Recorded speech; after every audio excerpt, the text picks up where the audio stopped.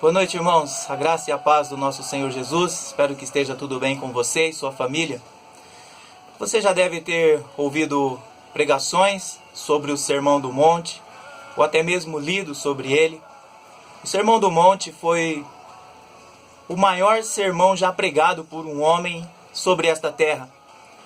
Os capítulos 5, 6 e 7 de Mateus são palavras ditas pelo nosso Senhor Jesus Cristo a uma multidão de pessoas, aos seus discípulos, em um lugar apontado como o Monte das Bem-aventuranças. E o seu discurso, então, foi chamado de o Sermão da Montanha, ou o Sermão do Monte. Esse sermão deve ser levado a sério por todos os discípulos do Senhor Jesus, pois ele normatiza o modo de viver de um servo de Deus. É a palavra encarnada, ou seja, o próprio Senhor Jesus, o Filho unigênito, que está falando, o cabeça da igreja, que está dando normas para que os seus filhos, seus discípulos, pudessem seguir. Cada palavra que saiu daqueles lábios deve produzir mudanças profundas em nossas vidas. Esse sermão deve ser lido, memorizado e praticado todos os dias das nossas vidas. O Sermão do Monte nos mostra como que os discípulos devem ser, pois foi desta forma que o Senhor Jesus descreveu.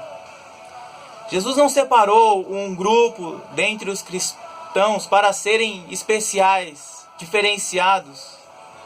Todos são iguais perante Deus, e em toda a Escritura Sagrada não há distinção alguma entre um e outro. Aquele que quer ser o maior tem que ser o menor no reino. Embora haja distinção entre os ministérios de cada um, como pastores, evangelistas, mestres, profetas, mas as bem-aventuranças descrevem o caráter do cristão. O Senhor Jesus espera que todos os cristãos manifestem estas características ou estas qualidades que ele disse ali no Sermão do Monte. Você não pode ser humilde de espírito, mas ao mesmo tempo não ser manso. Embora vamos ver algumas qualidades mais fortes em um do que em outros, mas se espera que todos os servos do Senhor se esforcem para ter todas estas qualidades. E estas qualidades são manifestas na vida do cristão através do Espírito Santo. Não são qualidades espontâneas, não são qualidades naturais, pois o ser humano não pode determinar o seu temperamento natural, embora ele possa controlar até um certo ponto.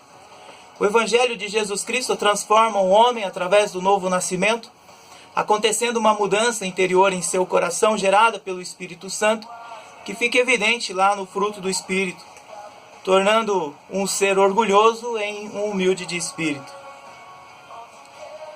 E por fim nós podemos apontar que as qualidades ditas pelo Senhor Jesus no Sermão do Monte distinguem o perfil do cristão, faz ele ser diferente daqueles que vivem ao seu redor. Deve haver uma distinção entre crente e incrédulo, entre luz e trevas, entre justo e injusto.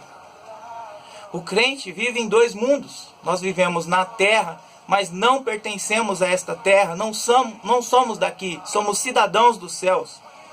Nós somos forasteiros e peregrinos, porque não temos aqui cidade permanente, mas nós buscamos a futura. E o apóstolo Paulo, escrevendo aos Filipenses, no capítulo 3, verso 20, diz que a nossa cidade está nos céus, de onde também esperamos o Salvador, o Senhor Jesus Cristo.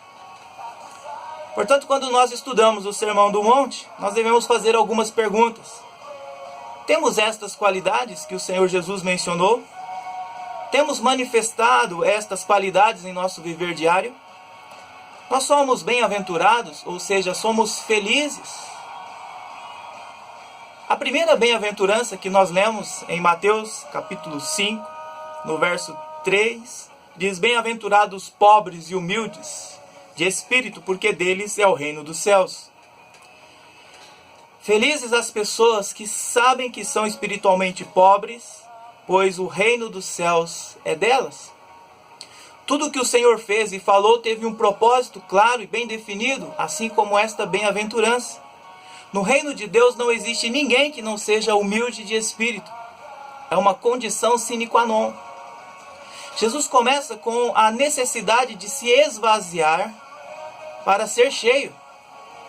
É uma disposição graciosa da alma pela qual nos esvaziamos de nós mesmos para termos o nosso ser preenchido com Jesus Cristo. Portanto, o arrependimento vem antes do perdão. O Evangelho de Cristo condena ao pecador antes de libertá-lo. Jesus referia-se aos humildes, modestos quanto ao seu autoconceito, auto-rebaixados. Apontava para os que estão profundamente convictos de sua própria pecaminosidade diante de Deus. Aqueles que não são sábios aos seus próprios olhos e prudentes em seu próprio conceito. Estes não se consideram ricos e abastados, mas ficam fantasiando de que nada precisam. Antes, estes se consideram infelizes, miseráveis, pobres, cegos e nus. Estes são bem-aventurados quando, reconhecendo a sua pobreza, clamam pela misericórdia e a justiça do Senhor Jesus. Em Lucas capítulo 18, verso 9 a 14, Jesus contou uma parábola do fariseu e um publicano que oravam no templo diante do Senhor Deus. O fariseu olhava para si mesmo com bons olhos e o próximo com olhos negativos. Quanto a Deus, ele não o enxergava de modo algum. O publicano, entretanto, reconheceu que sem a graça de Deus não se tem nada. No mundo existem muitos pobres, mas de espírito orgulhoso, murmurando e culpando o seu destino. Mas nós, os cristãos, devemos saber estar abatidos e até necessitados, reconhecendo que ser pobre não é sinal de espiritualidade, mas ser solidários com aqueles que são menos afortunados do que nós. Ser pobres de espírito é ser humildes aos nossos próprios olhos. Ser pobre é pensar com modéstia a respeito de nós mesmos, do que somos, e do que temos e do que fazemos. A igreja de Laodiceia era espiritualmente pobre, embora houvesse abundância de dinheiro. Em Apocalipse 3, do verso 14 a 17, está relatado. O apóstolo Paulo era pobre de espírito, o menor dos menores, mas era rico espiritualmente. E não tinha nada que viesse da sua própria iniciativa. Ser pobre de espírito é olhar com santo desprezo para nós mesmos e valorizar os outros e considerá-los superiores a nós. Ser pobre de espírito é reconhecer a soberania de Deus sobre tudo e todos, ter humildade de obedecê-lo, servi-lo e honrá-lo. Este sentimento não deve nascer de uma grande confiança em nossa própria justiça e força, para que possamos contar somente com os méritos de Cristo para a nossa justificação e o Espírito e a graça de Cristo para a nossa santificação. É aquele espírito quebrantado e contrito com o qual o publicano pediu misericórdia para um pobre pecador.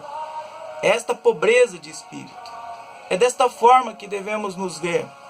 Nós devemos nos chamar de pobres porque sempre precisamos da graça de Deus. Sempre imploramos a porta de Deus e sempre estamos e estaremos em sua casa, pedindo a sua bondade, a sua misericórdia. Houve uma fome na Alemanha e um homem chamou 20 crianças e disse: nessa cesta há um pão para cada um de vocês. Voltem todos os dias. Vou lhes dar um pão por dia. As crianças brigaram pelos maiores pães. Nem agradeceram. Foram embora, cada um com seu pão, exceto uma menininha chamada Maria. E então, sorrindo, ela pegou o menor pão, agradeceu de coração. No dia seguinte, as crianças se comportaram pior. Maria, que não entrava nos empurrões, ficou só com um pãozinho bem fininho. Quando chegou a casa e a mãe foi cortar o pãozinho, caíram de dentro 6 moedas de prata. "Oh, Maria!" exclamou a mãe, "esse dinheiro não é nosso, devolva ao dono." E lá vai a pequena Maria devolver o dinheiro. Aquele homem disse para ela: "Não foi engano. Eu coloquei as moedas no menor pão para te recompensar." Ele deu mais 6 moedas.